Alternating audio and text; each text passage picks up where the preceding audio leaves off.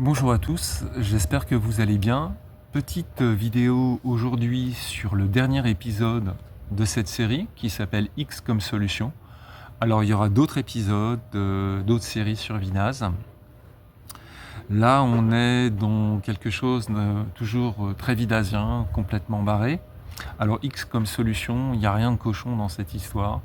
Mais il est vrai que c'est une histoire d'amour où le protagoniste aura quelques déboires, un début d'épisode, et il va comprendre qu'il lui manque quelqu'un dans sa vie. Alors comment il va le trouver, ça vous le lirez en lisant l'épisode de Vidaz, vous allez voir, c'est assez surprenant. Tout a commencé un beau matin, quand le pauvre Ertude n'en finissait plus de suer. Réveillé en certains endroits par quelques pernicieuses démangeaisons, Ertude, dégoulinant, glisse du lit jusqu'à la cuisine. Ce trop-plein de liquide, il doit l'évacuer. Pour bien faire, il entre machine et en plein cœur du programme. Après une bonne journée de lavage, d'un deuxième jour d'essorage, il s'offre royal une journée de bronzage. Mais que nenni, Ertude persiste. Malgré tous ses efforts, le corps d'Ertude continue de s'écouler, de le démanger. Il s'enfuit donc chez son coiffeur, bien décidé à éradiquer ces écoulements. En effet, rien de tel qu'une petite coupe pour inverser le mouvement. Son coiffeur Édouard, le monsieur plus du haché menu, reste un très grand spécialiste de la cisaille. Et il s'emploie, comme à son habitude, à faire virevolter les ustensiles un peu partout. On discute des douleurs du temps, du paradis, du ralentissement du blanc, du court, du moyen, et j'en passe. Oui, mais voilà, avec le temps, le salon se remplit. Et pas uniquement de clients. Avec Ertude, le niveau monte. Forcément, Édouard est très vite débordé. Il est temps d'agir, car les effets de ce liquide volatile restent malgré tout violents.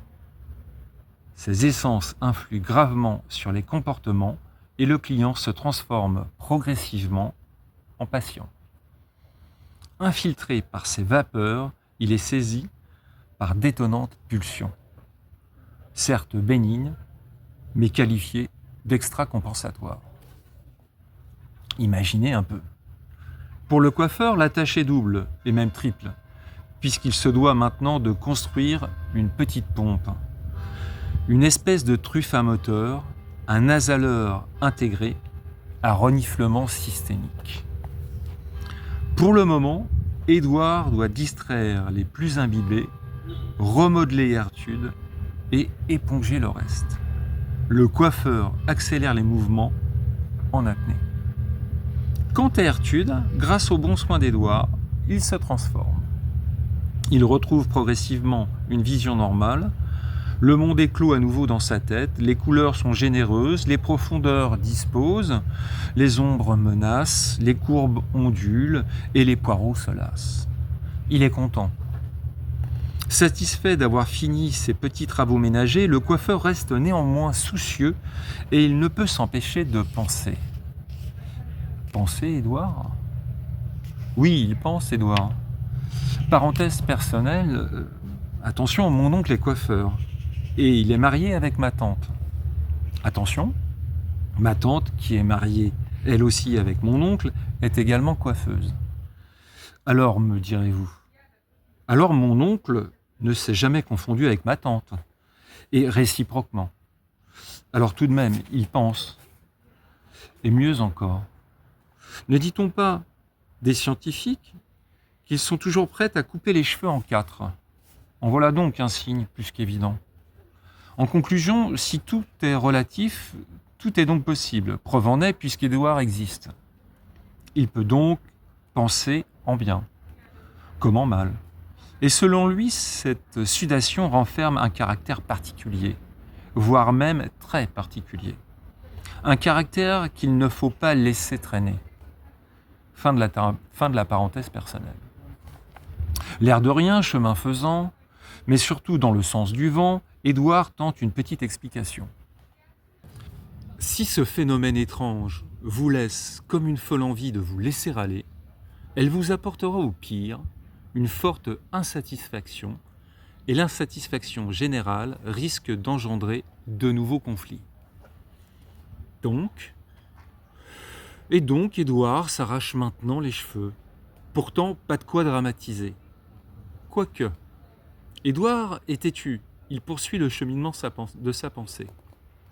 Si Ertude persiste à dégouliner, et ce, sans même s'essouffler, alors rien. L'explication d'Édouard avorte. Ce n'est qu'une tentative de raisonnement de coiffeur qui vient d'échouer. Et il reste toujours là, planté dans son local, ou plutôt son bocal. Heureusement, pour le moment, Ertude est en plein état stationnaire. Il semblerait qu'il soit un peu réconforté, ce qui n'est déjà pas si mal.